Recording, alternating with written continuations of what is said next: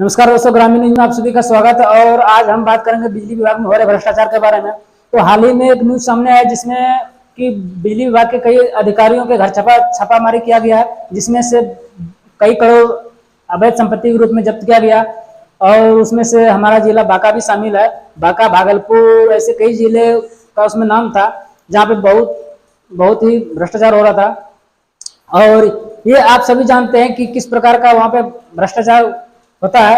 आप एक नए कनेक्शन लेने के लिए जाइए तो सबसे पहले तो आपको 10 दिन दौड़ाएंगे, उसके बाद बोलेंगे कि ये समस्या वो समस्या, तरह तरह का समस्या बता देते हैं।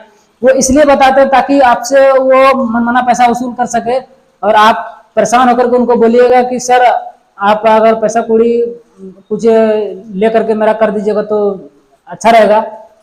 और इस प्रकार से करते हैं। आप गांव में जाइए और गांव में किसी भी इंसान से पूछिए कि उनका जो मीटर लगा है क्या वो फ्री में लगा है। बिल्कुल नहीं लगा है, क्योंकि एक मीटर लगाने का जो है गांव में 3000 रुपया के आसपास वसूली किया जाता है, तब जाकर उनका मीटर लग जाता है, तब जाकर उनका मीटर लगता है।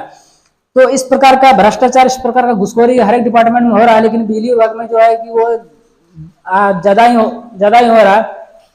और तो क्या बताए, और लोगों को बहुत तरह का उनसे परेशानी है। अगर बड़े अधिकारी कभी अगर जांच करे बारीकी से तो उनको पता चलेगा कि लोगों को क्या परेशानी हो रहा है। बिजली विभाग पे नाम पे लोगों, वहां के जो छोटे मोटे आदमी है वो तो लूट मचा के रखा है। मतलब आपको परेशान करेगा और आपसे मनमाना पैसा वसूल करता है।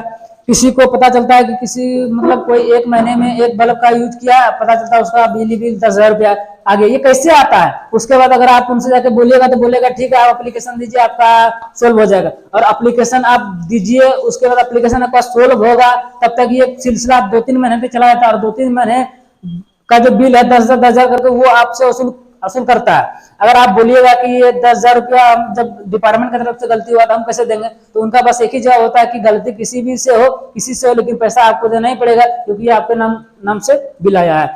तो इस प्रकार से लोगों के ऊपर अत्याचार हो रहा है और पता नहीं मतलब ये कब सुधरेगा।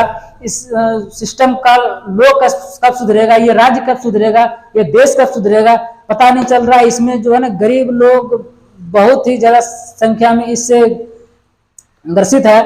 और सरकार से मेरी यही विनती है कि बार बार इस सब डिपार्टमेंट, हाई डिपार्टमेंट आप जांच बैठाइए और उनका बारीकी से जांच कीजिए। और सिर्फ आप कहीं जिले स्तर पे बैठ के ही बैठक मत किया कीजिए। आप कभी ग्रामीण इलाके में जाइए और ग्रामीण में किसी घर पे जाके आप पूछिए कि उनके साथ क्या प्रॉब्लम है, उनके साथ क्या क्या हो रहा है, तब जाके आपको सच्चाई का पता चलेगा। तो इस प्रकार का आगे और भ्रष्टाचार ना फैलाए, तो इसके लिए हम लोग को भी जागरूक होना पड़ेगा। अगर कहीं पे इस तरह का आप घटना देखते हैं तो आप आवाज उठाइए, आप बोलिए।